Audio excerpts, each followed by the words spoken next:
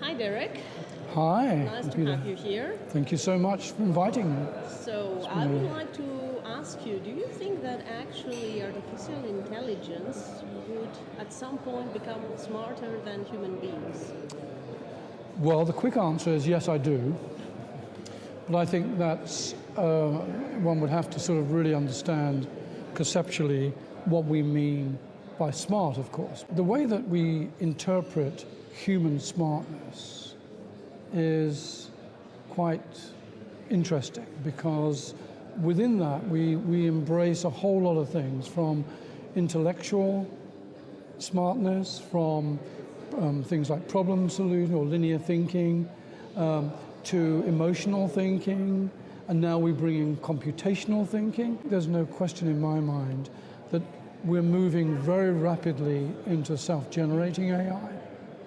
And within 15 years, I would expect to see what's called general AI. That means AI that's smarter. So, understanding emotions and feelings is not quite the same like actually feeling them. How far do you think that artificial intelligence will be able to become capable of true empathy?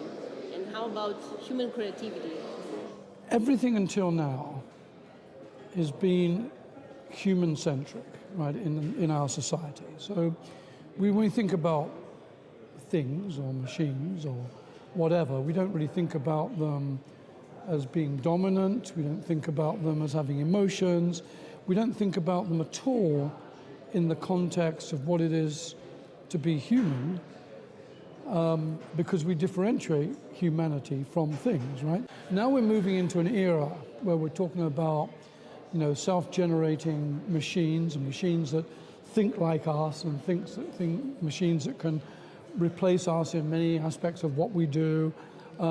It does bring up the whole debate, right, which is, can machines ever be cognitive? Can machines ever be emotional, and so on and so forth? And the first, I think, response to this is, why not? So these reactions at the end of the day can be learned, in my view. And so the question really is, do we program more and more computers to have these ways of expressing themselves beyond pure didactic thinking or pure reasoning, responsive? Or do we allow them to generate in their own way the best means of responding to us? And if the best means of responding to us includes having an emotional input, I believe it would be able to do so. We saw this with the robot musician at Georgia Tech, where the robot musician had a camera and it actually read the response of the audience or members of the audience and changed the way it looked and the type of music and the sounds that it played back in response to that emotional take. So it may not be the same way of showing those emotions, but I certainly believe they will have what we term emotions. So, we feel we are a little bit at the threshold of a new Cambrian explosion, as you put it in your words. We do. Does this mean that with artificial intelligence, deep learning, machines, the human species will at some point become obsolete?